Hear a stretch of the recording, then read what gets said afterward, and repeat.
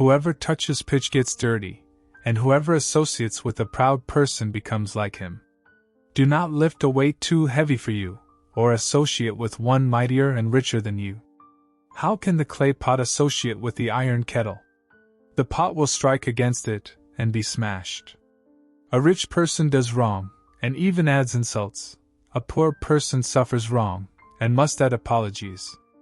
A rich person will exploit you if you can be of use to him, but if you are in need he will abandon you.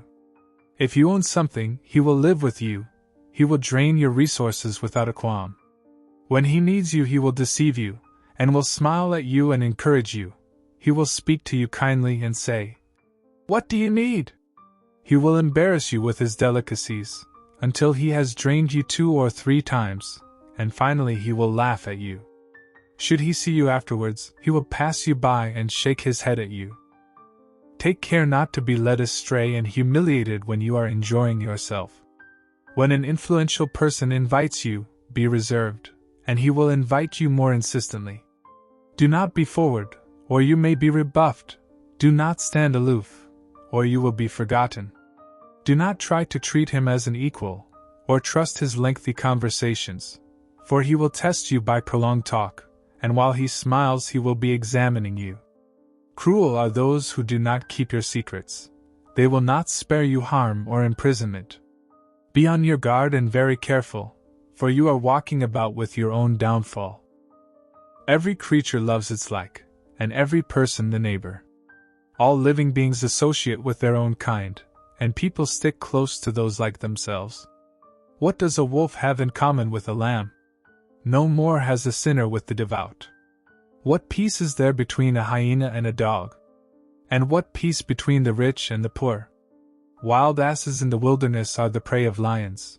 Likewise the poor are feeding grounds for the rich. Humility is an abomination to the proud. Likewise the poor are an abomination to the rich. When the rich person totters, he is supported by friends, but when the humble falls, he is pushed away even by friends. If the rich person slips, many come to the rescue. He speaks unseemly words, but they justify him. If the humble person slips, they even criticize him. He talks sense, but is not given a hearing. The rich person speaks and all are silent. They extol to the clouds what he says. The poor person speaks and they say, "Who is this fellow?" And should he stumble, they even push him down. Riches are good if they are free from sin. Poverty is evil only in the opinion of the ungodly. The heart changes the countenance, either for good or for evil. The sign of a happy heart is a cheerful face, but to devise proverbs requires painful thinking. Happy are those who do not blunder with their lips, and need not suffer remorse for sin. Happy are those whose hearts do not condemn them, and who have not given up their hope.